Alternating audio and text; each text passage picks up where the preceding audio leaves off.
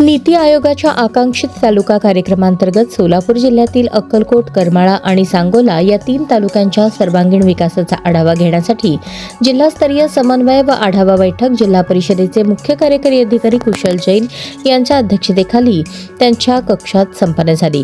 बैठकीस आकांक्षित तालुक्यांमधील विविध विकास निर्देशकांच्या प्रगतीचा सविस्तर आढावा घेत संबंधित विभागांना आवश्यक सूचना देण्यात आल्या। देशातील सर्वाधिक मागासलेल्या 513 तालुक्यांच्या तसेच महाराष्ट्रातील 27 तालुक्यांच्या सर्वांगीण विकासासाठी केंद्र शासनाने आकांक्षित तालुका कार्यक्रम सुरू केला आहे।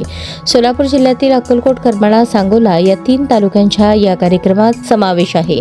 नीती आयोगाच्या क्रमवारीत अक्कलकोट तालुका राज्यात 3ऱ्या क्रमांकावर असून देशात 52वा क्रमांक असून सांगोला तालुकाही प्रगतीपथावर असल्याचे बैठकीत नमूद करण्यात आले।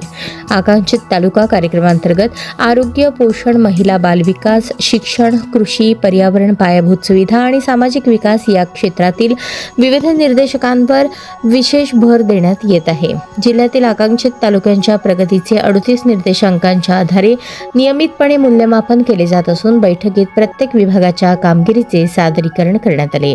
आरोग्य, महिला बाल विकास, शिक्षण, कृषी, पशुसंवर्धन, पाणी पुरवठा, ग्रामविकास तसेच अन्य संबंधित विभागांच्या कामकाजाचा विभागनिहाय आढावा घेण्यात आला। प्रलंबित बाबी तातडीने पूर्ण करून शासनाचे निर्धारित केलेली उद्दिष्टे वेळेत पूर्ण करण्याचे निर्देश मुख्य कार्यकारी अधिकारी कुशल जैन यांनी दिले।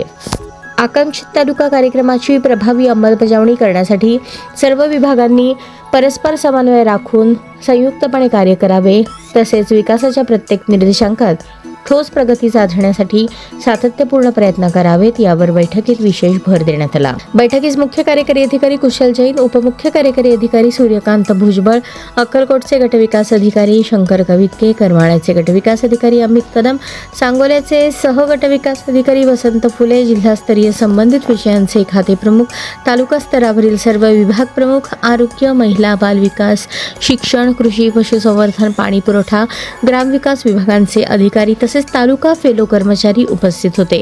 अक्कलकोटची राज्यातील 3ऱ्या क्रमांकाची कामगिरी कायम राखत आणखी उंचावणे, करमाळा व सांगोला तालुक्यांच्या प्रगतीला गती देऊन आकांक्षित तालुका कार्यक्रमाच्या उद्दिष्टांची प्रभावी पूर्तता करण्याच्या दृष्टीने ही बैठक महत्त्वपूर्ण ठरली।